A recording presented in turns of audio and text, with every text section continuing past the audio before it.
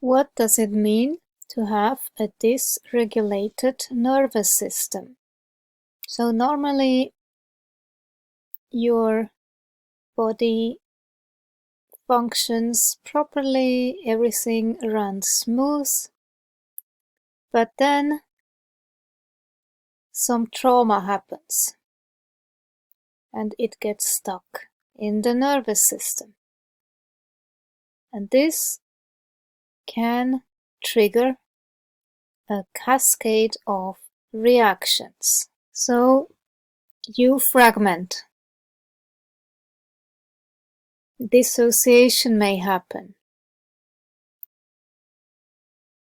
Trauma can be emotional, physical, through accidents, having been abused as a child, in relationships. There are all kinds of trauma. In the wild, normally animals will shake it off, shake it out of their system and be fine. No residue of trauma remains and they are healthy and remain untouched by the incident. However, for us humans, it's a bit trickier if it isn't resolved the way it should be. Then you can imagine that instead of running on the right track, suddenly your whole nervous system runs on a different track. And this obviously will have some consequences, because then the body is in a cell danger response and the system works on a different track.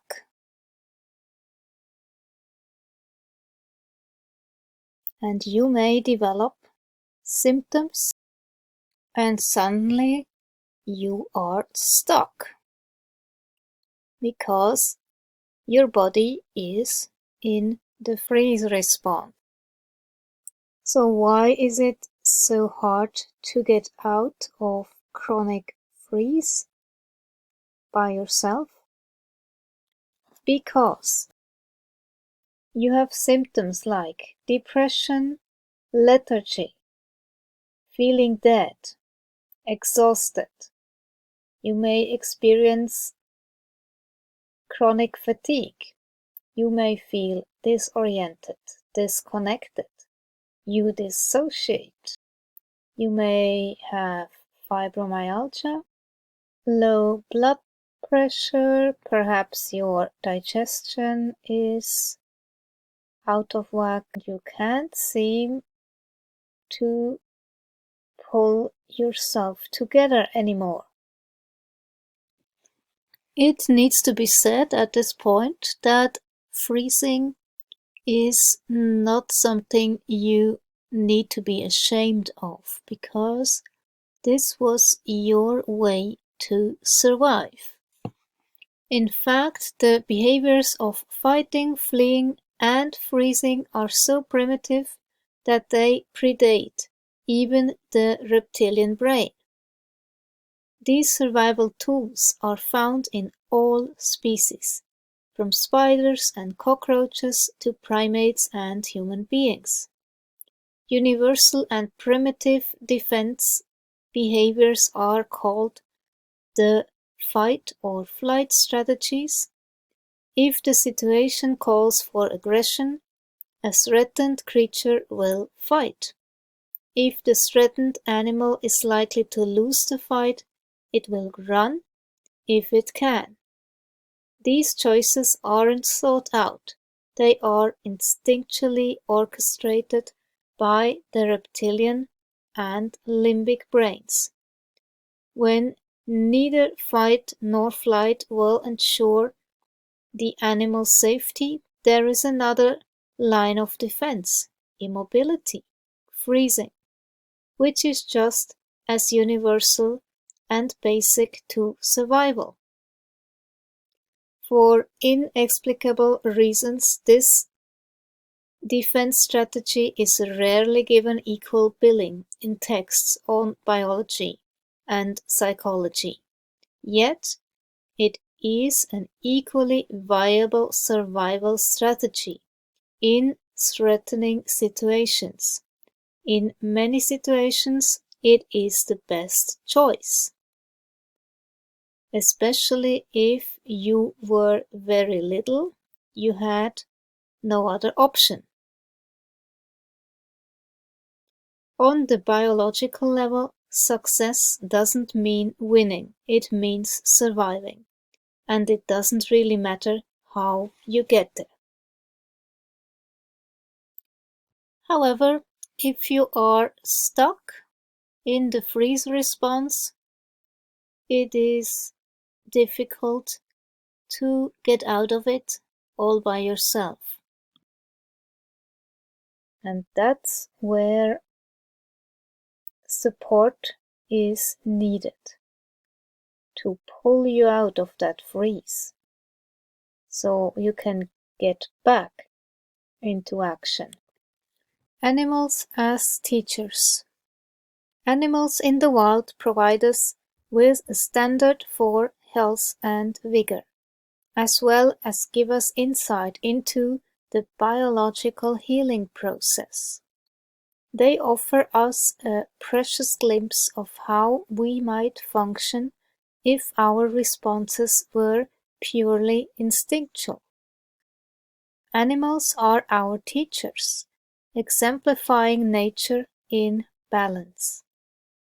One of the difficulties in treating trauma has been the undue focus on the content of an event that has engendered trauma. Trauma sufferers tend to identify themselves as survivors rather than as animals with an instinctual power to heal. The animal's ability to rebound from threat can serve as a model for humans. It gives us a direction that may point the way to our own innate healing abilities. We must pay attention to our animal nature to find the instinctive strategies needed to release us from trauma's debilitating effect. What I find so very important is to have necessary support.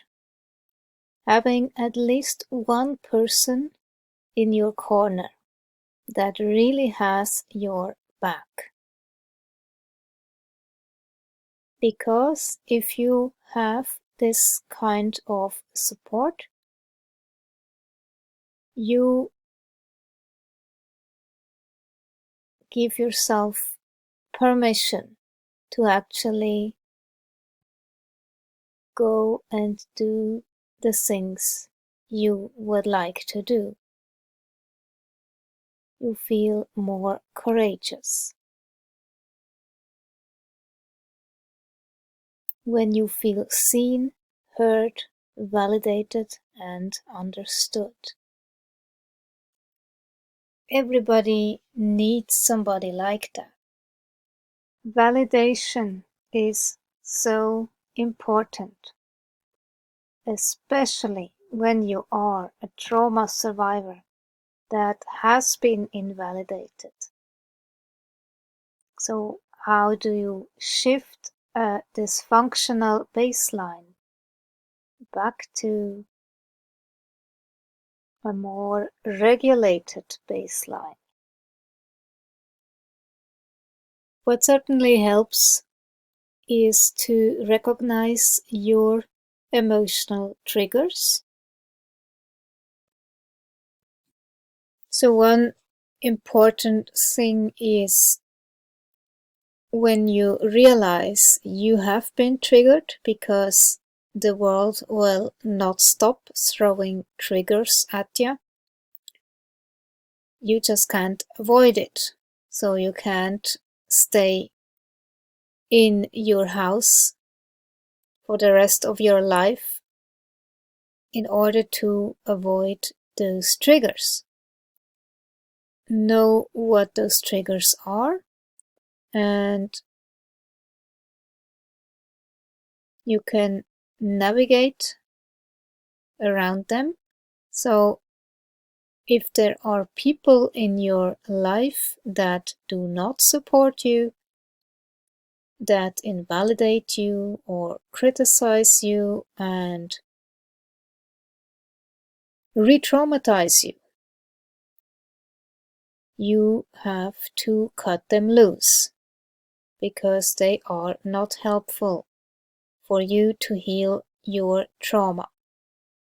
You need people that really support you. But if you are on your own, if you are not in your therapist's office, or no friend is around to support you, you still have a lot of tools to use. So one thing is you have to slow down. And how do you do that? You just look around. Wherever you are, doesn't matter.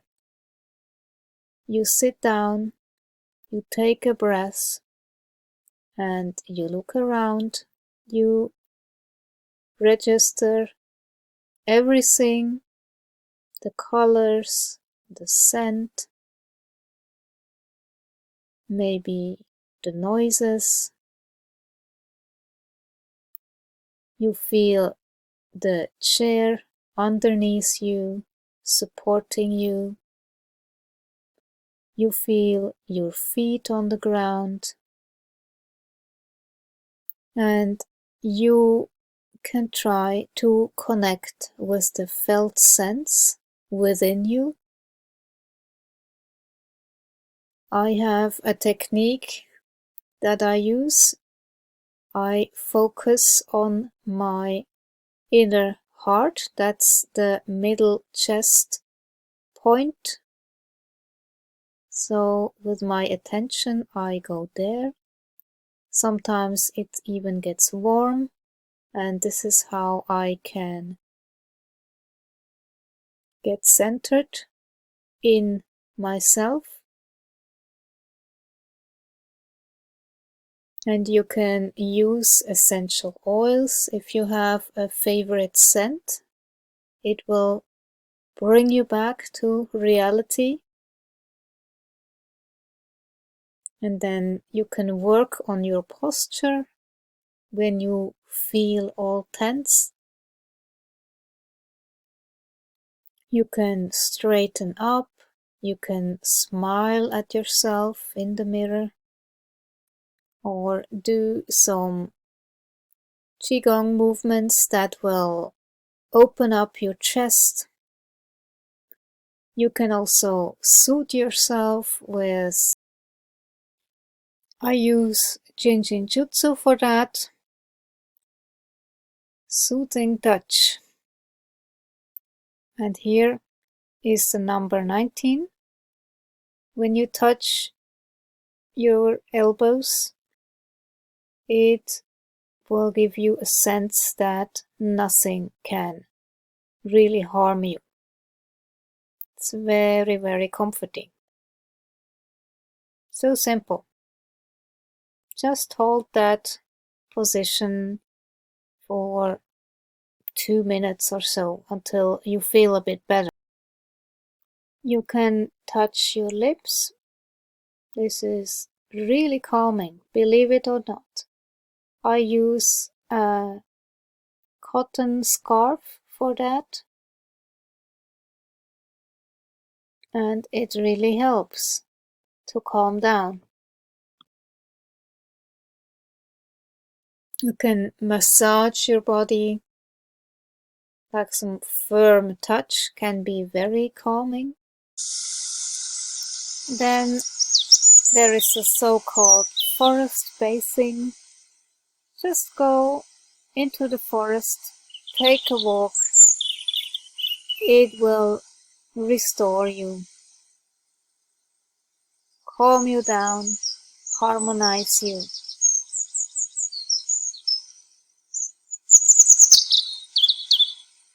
Reset your nervous system. You can also listen to nature sounds, to fire crackling. On YouTube you find so many videos with nature sounds. This is a video with Native American drums. Powerful shamanic drumming. Just listen to this for a while.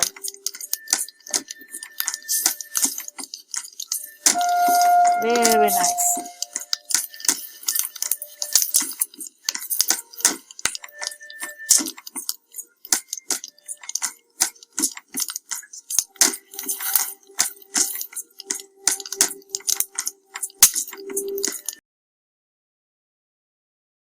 And in another video, I was talking about gentle exercise, which is actually not really exercise, but rather movement, because it works with the nervous system rather than triggering a stress response. It will calm your nervous system. And there is the Psoas Work, hydrating your psoas with a deflated ball. Just like that. This is the deflated ball you use, and then you just gently rock and roll. You have it here, and then you move it to the heart area, and you rock and roll just for a few minutes. And because it will hydrate the psoas, your stress response will also simmer down. It's very interesting. And then when you feel triggered, you can also always come back to the present moment and feel safe in the present moment. See, there is not really a danger right now. It's just you that got triggered, but all around you there is not really any danger. So it's important to switch back and forth between those. That will pull you out of feeling triggered. Yeah, and sometimes it also helps very much to just watch some funny YouTube video, whatever it is, and have a very good belly laugh. So you switch off that stress response. Laughing is so helpful. And you can also imagine, if your therapist is not with you, you can imagine that therapist standing right beside you, supporting you, reassuring you, comforting you. So there are many techniques you can use. But then, of course, you need people that support you. Doing it all alone, it's too difficult. It takes too much strength. Especially when you are stuck in a freeze response.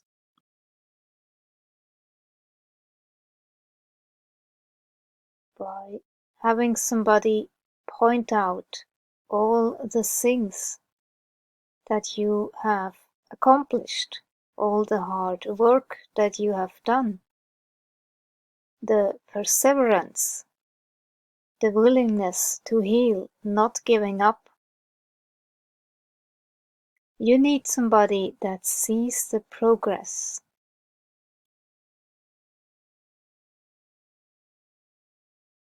It is such a relief to feel seen and mirrored back accurately.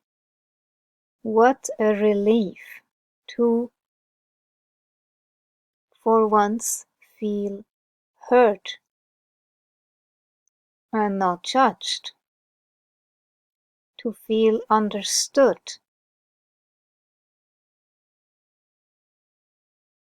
We really need that. We need to feel that we have people on our side, in our corner. Otherwise, it is way too hard to struggle on alone. This will give us the strength to continue to find solutions that work for us.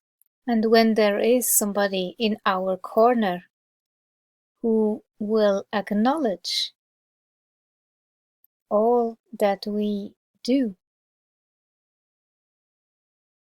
that validates the brilliance and the wisdom of our own nervous system, that kind of resilience to not give up and continue, so that we actually will be waking the tiger within, come out of that freeze response and start living life, so that we can move through that dark tunnel, come out of it on the other side, into the light.